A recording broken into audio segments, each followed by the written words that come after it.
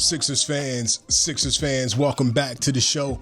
I'm your host, Lawrence Arnell, and this is Sixers City, where we talk 76ers basketball. And today we have confirmation of what we have all been suspecting. Now, just yesterday I made an episode of the show where I discussed the idea that I wasn't sure that we were going to get Joel Embiid or Paul George for this first game, for the home opener against the Bucks tomorrow night, 23rd, Wednesday, here at the Wells Fargo Center.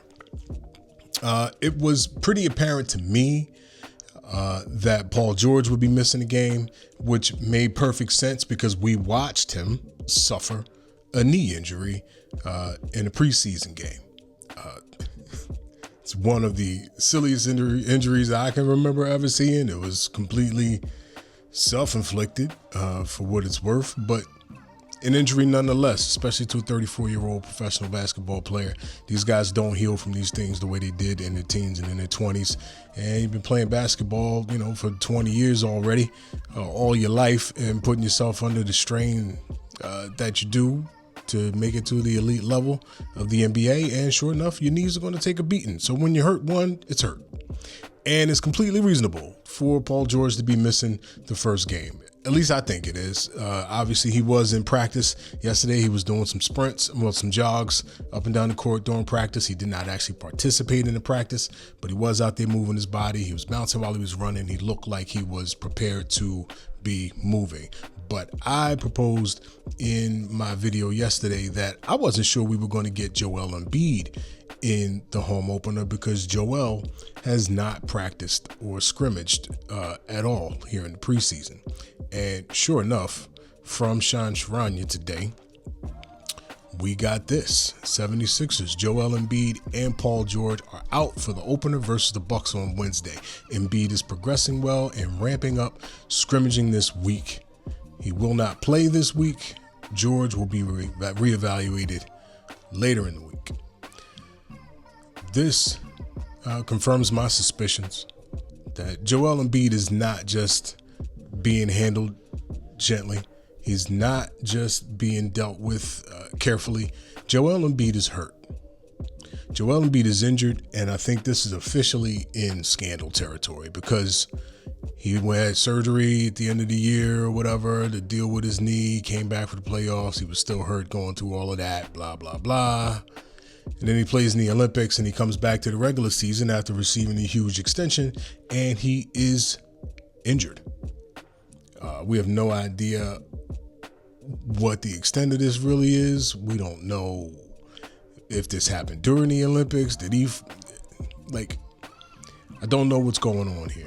But for all the hype of Daryl Morey and his success in bringing the necessary pieces to the team to make us look like real contenders,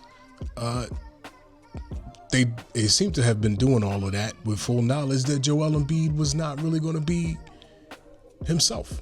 Now, obviously, Joel Embiid, even on one wheel, is still one of the top players in the league. We saw what he was able to do against the Knicks. He averaged 30-something a game in that first round with one good leg. So he's obviously capable of being a dominant force in the league.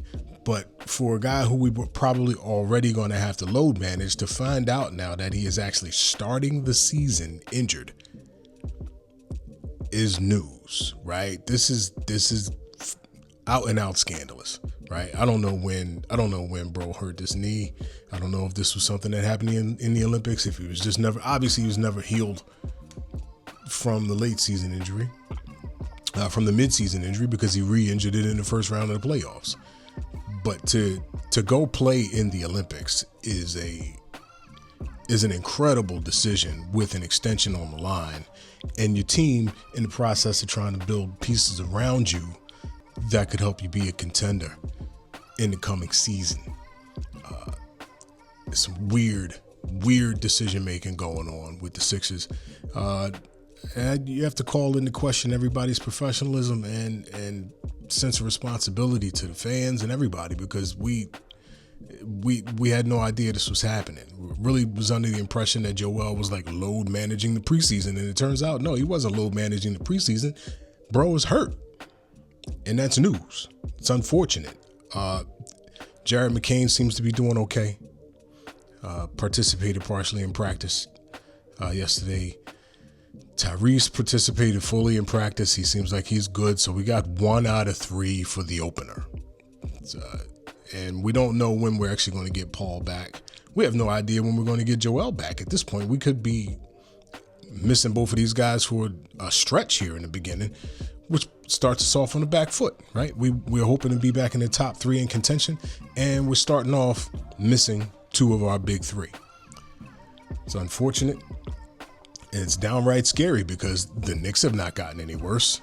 The Celtics have not gotten any worse. We thought we got better, and here it turns out we've actually just got more hurt.